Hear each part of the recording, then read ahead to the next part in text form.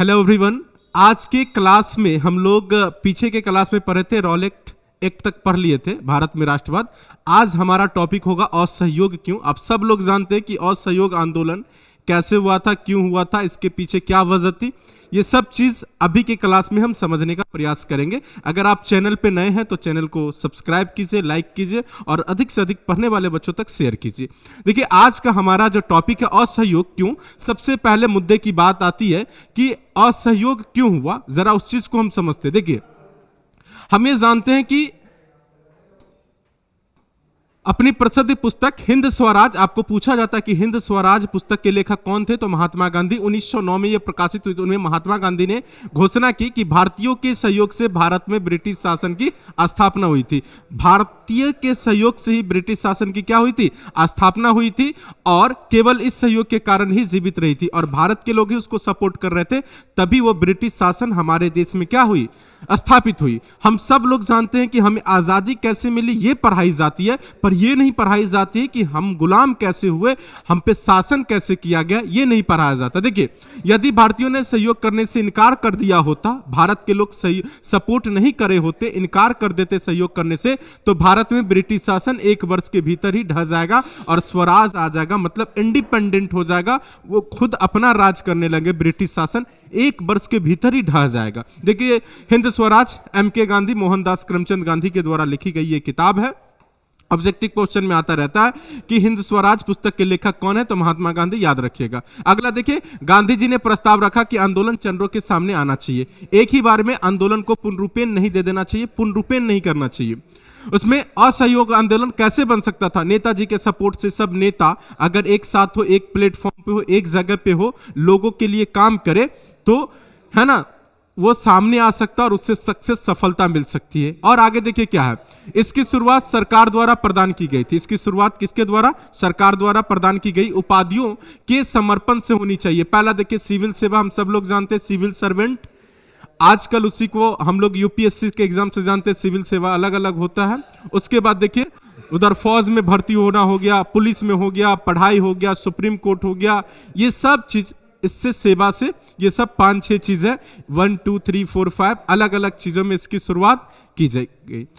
फिर यदि सरकार दमन का इस्तेमाल करती है, सरकार अगर दमन करती है, लोगों पे जुल्म करती है, तो एक पुनः सविनय अवज्ञा अभियान शुरू किया जाएगा। अगर सरकार इसका अवहेलना करती है तो पुनः सविनय अवज्ञा अभियान शुरू किया जाएगा। 1920 की गर्मियों के दौरान महात्मा गांधी और शौकत अली ने आंदोलन के लिए लोकप्रिय समर्थन जुटाने के लिए बड़े पैमाने पर क्या किया, दौरा किया। आपसे पूछा जाएगा, क्वेश्चन ऑब्जेक्टिव बनता रहता है कि 1920 की गर्मियों के दौरान कौन कौन, तो महात्मा गांधी और शौकत अली ने आंदोलन के लिए लोकप्रिय समर्थन जुटाने के लिए बड़े पैमाने पर क्या किया, दौरा किया। हम सब लोग जानते हैं महात्मा गांधी और शौकत अली के बारे में। उसके बाद आगे देखिए क्या है, हालांकि कांग्रेस के भीतर कई लोग इस प्रस्तावों के बारे में चिंतित थे। अब बड़ी पार्टी होती तो जानबे करते, सबकी आइडियोलॉजी, सबका सोच अलग अलग होता है। तो हालांकि कांग्रेस पार्टी जो है इस चीज के, इस प्रस्ताव के भीतर, कांग्रेस में ढेर सारे नेता इसके विरुद्ध थे, इसके बारे में चिंतित थे। वे नवंबर 1920 के लिए निर्धारित परिषद चुनावों का बहिष्कार करने के लिए अनिच्छुक थे। मतलब अनिच्छुक थे कि हम जो नवंबर में जो परिषद चुनाव होगा उसका हम बहिष्कार करने के लिए क्या थे, उन्हें डर था कि आंदोलन से और लोकप्रिय हिंसा हो सकती है। उससे डर था कि अगर ये आंदोलन चलेगी तो क्या हो सकता है, लोकप्रिय हिंसा हो सकती है, इसीलिए उसका वो बहिष्कार किए, बायकॉट किया। बायकॉट का मतलब लोगों के साथ व्यवहार और संबंध होने या गतिविधियों में भाग लेने या चीजों को खरीदने और उपयोग करने से इनकार आमतौर पर विरोध का एक रूप है। उसी को हम अंग्रेजी में एक सिंपल सा वर्ड में कहते हैं बायकॉट करना। ठीक है, अब आगे देखिए क्या है, सितंबर से दिसंबर, कब, तो 1920 में सितंबर से दिसंबर के महीनों में कांग्रेस के भीतर गहन खींचतान हुई इस चीज को लेके कि 1920 ईस्वी में सितंबर से लेकर दिसंबर के महीनों के बीच में कांग्रेस में इस जो बायकॉट करना था उसको लेके ढेर सारा खींचतान हुई। कुछ समय के लिए आंदोलन के समर्थकों और विरोधियों के बीच कोई मिलन बिंदु नहीं था, कोई मिलन बिंदु ही नहीं था। नागपुर में कांग्रेस सत्र में एक समझौता किया गया था और असहयोग कार्यक्रम को अपनाया गया। कहां? तो पूछा जाएगा कौन सत्र में? तो नागपुर के कांग्रेस सत्र में एक समझौता किया गया और उस समय असहयोग कार्यक्रम को अपनाया गया। कब? दिसंबर 1920। इंडियन नेशनल कांग्रेस, जिसको हम लोग आईएनसी कहते हैं, और आप लोग को पता ही होगा आईएनसी का स्थापना कब हुआ था, इसके संस्थापक कौन थे और इसके प्रथम अध्यक्ष कौन थे।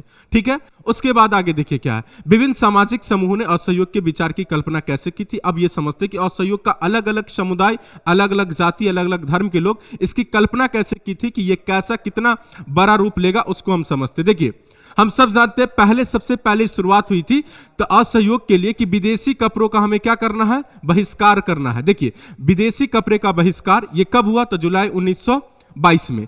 विदेशी कपड़े के पश्चिमी आर्थिक और सांस्कृतिक वर्चस्व के प्रतीक के रूप में देखा जाता था, उसका बहिष्कार करना वे लोग शुरू कर दिए। उसके बाद अब आते हैं भारत में राष्ट्रवाद।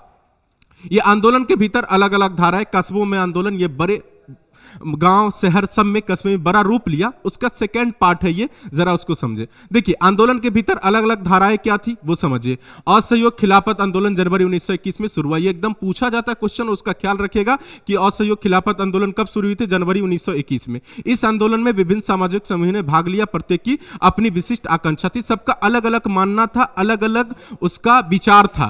ठीक है, उन सभी ने स्वराज के आह्वान का जवाब दिया। क्या? स्वराज का आह्वान का जवाब दिया कि हम लोग अपनी सरकार बनाएंगे, हम लोग इंडिपेंडेंट होंगे और खुद का स्वराज करेंगे। लेकिन इस शब्द का अलग अलग लोगों के लिए अलग अलग मतलब था। कुछ अलग समझते थे, जो समझते थे कुछ अलग, सब लोग अलग अलग प्रकार से समझते थे। हम सब लोग जानते हैं कि हमारे देश को आजादी 15 अगस्त 1947 को मिली, उससे पहले हम लोग क्या थे? गुलाम थे। तो स्वराज का मतलब होता है जहां खुद का राज हो, स्वराज होता है। लेकिन उसमें जितने भी नेता थे सबका अलग अलग कुछ ना कुछ क्या था? मानना था। अब आगे के देखिए क्या है। अगला है कि कस्बों में आंदोलन। कस्बों ये गांव घर में आंदोलन कैसे रूप लिया, जरा इस चीज को समझिए। देखो आंदोलन शहरों में मध्यम वर्ग की भागीदारी के साथ शुरू हुआ था। जब तक अगर कोई मिडिल क्लास फैमिली किसी चीज में भागीदारी नहीं लेगा तब तक वो सक्सेस नहीं होगा। लेकिन आंदोलन शहरों में मध्यम वर्ग की भागीदारी के साथ शुरू हुई थी। हजारों छात्रों ने सरकार द्वारा नियंत्रण स्कूल और कॉलेजों को छोड़ दिया। जितना भी सरकार के माध्यम से स्कूल और कॉलेज चलाए जा रहे थे, यह असहयोग आंदोलन का जो रूप लिया तो बहुत सारे बच्चे ने उनको स्कूल कॉलेजों को छोड़ दिया।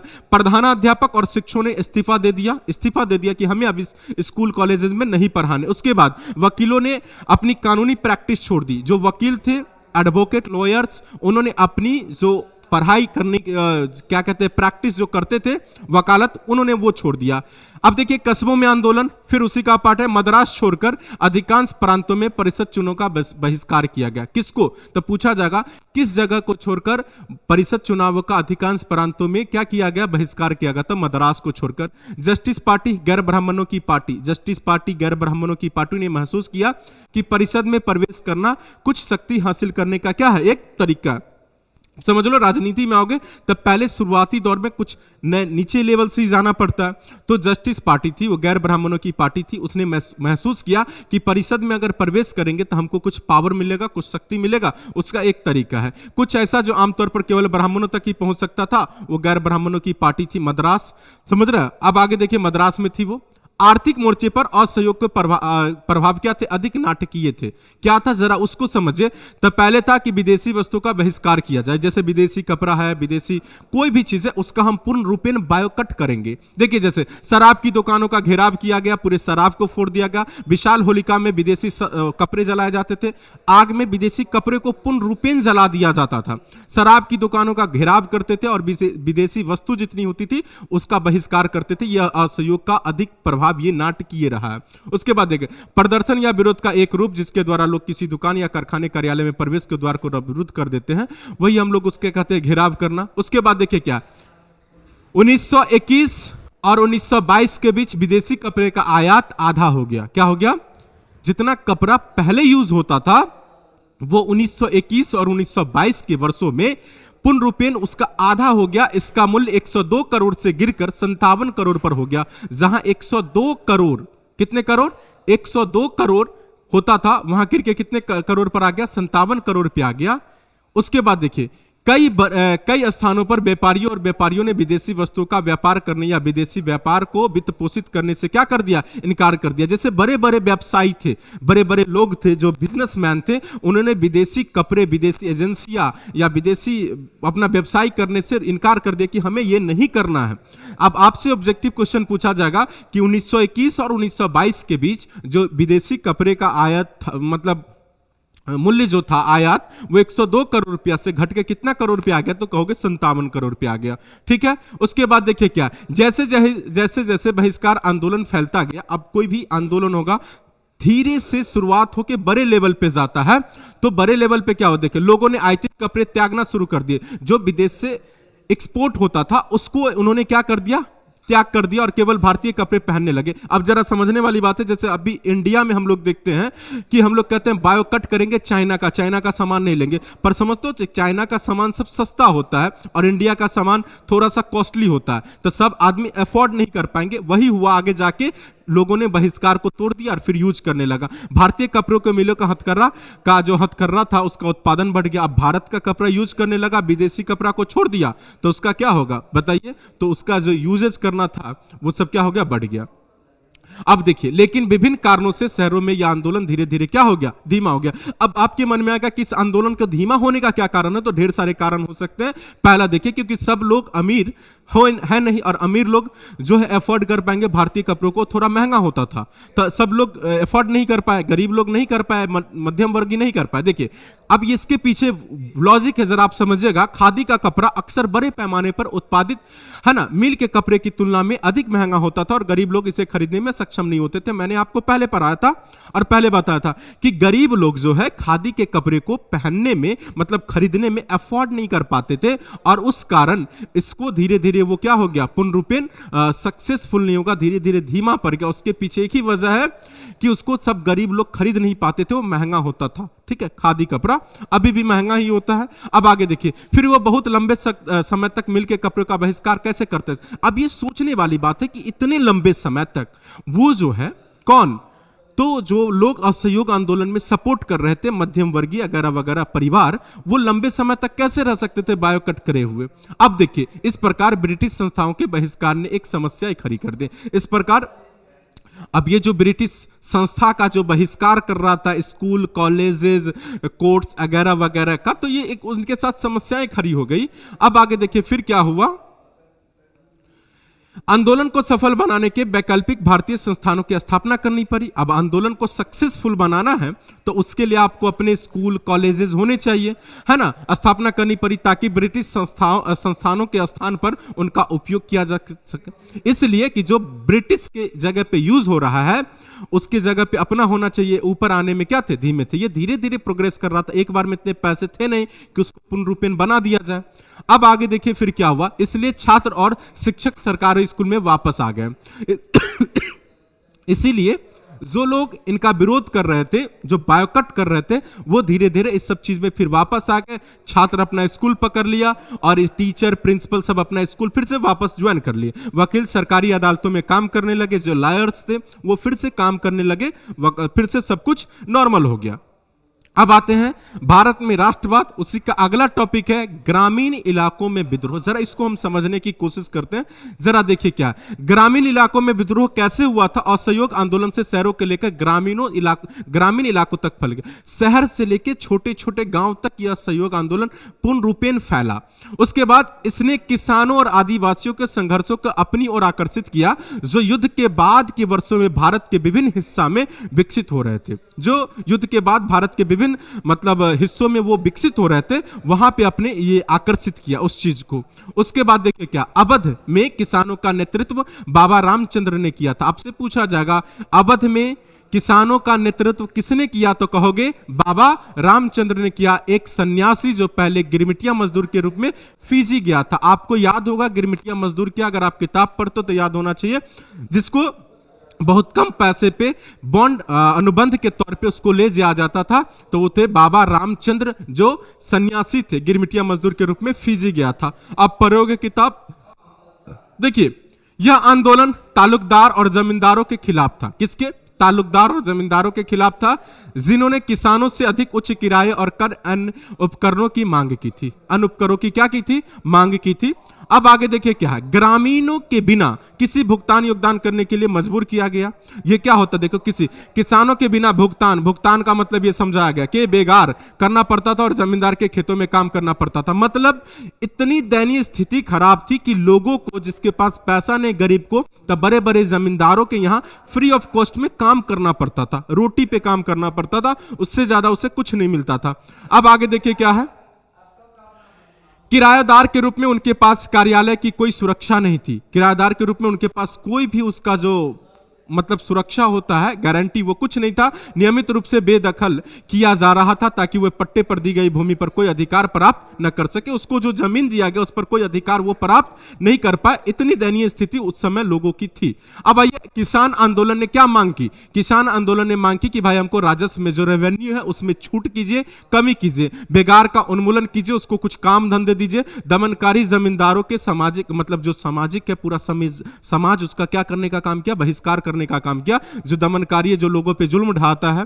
उसके बाद आइए, कई स्थानों पर जमींदारों की नाई और धोबी तक की सेवाओं से वंचित करने के लिए पंचायतों द्वारा धोबी बंद आयोजन किए गए थे। कितनी जगह पे क्या किए थे कि जो जमींदार है, जो लोगों पे जुल्म ढाता है, धोबी का मतलब जो कपड़े धोना होता है, और नाई का मतलब होता है जैसे बाल दाढ़ी बनाने का काम हो, उस सबसे पूर्ण रूपेण पंचायत के द्वारा फैसला लिया गया और उसको पूर्ण रूपेण प्रतिबंधित कर दिया गया, बंद कर दिया गया था। उसके बाद आइए आगे देखिए, जून 1920 में क्या होता है, जवाहरलाल नेहरू ने अवध के गांवों में घूमना, है ना, ग्रामीणों से बात करना, उनकी शिकायतों को समझने की कोशिश करना शुरू किया। कौन जानते? जवाहरलाल नेहरू हमारे देश के प्रथम कौन थे? प्रधानमंत्री थे। वो घूमना, ग्रामीणों से बात करना, उनकी शिकायतों को समझने की कोशिश की। कौन? तो अवध के गांव में जवाहरलाल नेहरू ने। ठीक है, याद रहेगा कब? तो जून 1920 में ये पूछा जाएगा, कब अवध के गांव में घूमना शुरू किया और उसके किसानों के बात करना, उसकी समस्याओं को समझने का बात। तो याद रखिएगा, जून 1920। ठीक है, कौन? तो जवाहरलाल नेहरू। अब आगे देखिए क्या है, अब है कि अक्टूबर तक, कब? अक्टूबर तक अवध किसान सभा की स्थापना जवाहरलाल नेहरू, बाबा रामचंद्र और कुछ अन्य लोगों ने की थी। अवध में किसान सभा की स्थापना आपसे पूछा जाएगा किसने किया, तो कहोगे जवाहरलाल नेहरू और बाबा रामचंद्र, और उनके साथ और कुछ संस्थापक सदस्य रहे होंगे। एक महीने के भीतर क्षेत्र के आसपास गांव में 300 से अधिक शाखाएं स्थापित हो गई। एक महीने के भीतर क्षेत्र के पूरे कितने हो गए? तो 300 से अधिक उसकी शाखाएं क्या हो गई? स्थापित हो गई। उसके बाद आगे देखिए क्या हुआ, बड़ा रूप ले लिया ये आंदोलन का। देख रहे हैं इतने भीड़ इकट्ठे उस समय में किसानों के लिए। उसके बाद देखिए, इसलिए अब अगले वर्ष तक असहयोग आंदोलन शुरू हुआ। इसलिए जब अगले वर्ष असहयोग आंदोलन शुरू हुआ तो कांग्रेस का प्रयास अवध किसान संघर्ष को व्यापक संघर्ष में एकीकृत करना था। किसका? तो कांग्रेस चाहता था कि अवध में जो किसान का प्रयास है, जो संघर्ष है, मैं उसको व्यापक संघर्ष में एकीकृत करना था। उसके बाद हालांकि किसान आंदोलन उन रूपों में विकसित हुआ जिनसे कांग्रेस नेतृत्व क्या था? नाखुश था। कांग्रेस नेतृत्व उस चीज से खुश नहीं था। जैसे 1921 में आंदोलन फैला, बड़ा रूप लिया, तालुकदार और व्यापारियों के घरों पर हमला किया गया, बाजार को लूट लिया गया, अनाज पर कब्जा कर लिया गया। अब जैसे कि आप फोटो में देख रहे हैं, कई स्थानों पर स्थानीय नेताओं ने किसानों से कहा कि गांधी जी ने घोषणा की थी कि कोई कर नहीं देना, मतलब कोई भी आपको टैक्सेस नहीं देने हैं, और भूमि को, है ना, गरीबों के बीच पुनर्वितरित करना, और जो जमीन है, जो गरीब है, उनको पूर्ण रूपेण वो सब हम वितरित करने का काम करेंगे। गांधी जी ने किसानों को कहा था, स्थानीय नेताओं ने कहा कि कोई भी हमको टैक्सेस नहीं देने हैं और न ही कोई कर देने हैं, और न कोई भूमि के, जो भी भूमि है उसको गरीबों के बीच में हम पुनर्वितरित करेंगे, मतलब फिर से बांटने का काम करेंगे। अब आगे देखिए, उसके बाद देखिए, सभी कार्यों और आकांक्षाओं की मंजूरी देने के लिए महात्मा के नाम का आह्वान किया जा रहा था। सभी कार्यों की मंजूरी देने के लिए, मतलब एक्सेप्ट करने के लिए किसके नाम का आह्वान किया जा रहा था? तो महात्मा गांधी, द ब्रांड, अपने समय के अभी भी है, इनका नाम लिया जाता था, महात्मा गांधी का। उसके बाद आइए, भारत में राष्ट्रवाद, ग्रामीण इलाकों में विद्रोह, इसका भाग 2 है। जरा इसको देखिए। सबसे पहले है कि आदिवासी किसानों ने, कौन?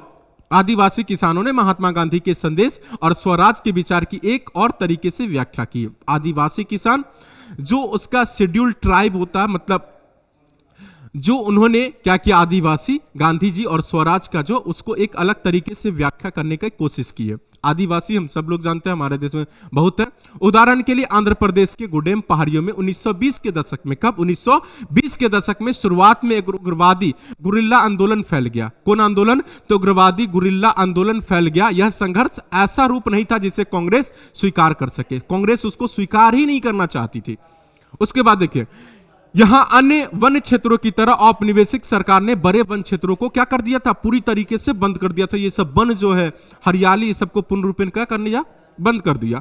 उसके बाद लोगों को जंगल में प्रवेश करने से रोक दिया गया। लोगों को जंगल में प्रवेश नहीं करने दिया जाता था। उनके मवेशियों जो चराते थे, ईंधन की लकड़ी इकट्ठा करे, फल वगैरह वगैरह, इससे पारी लोग क्या हो गए?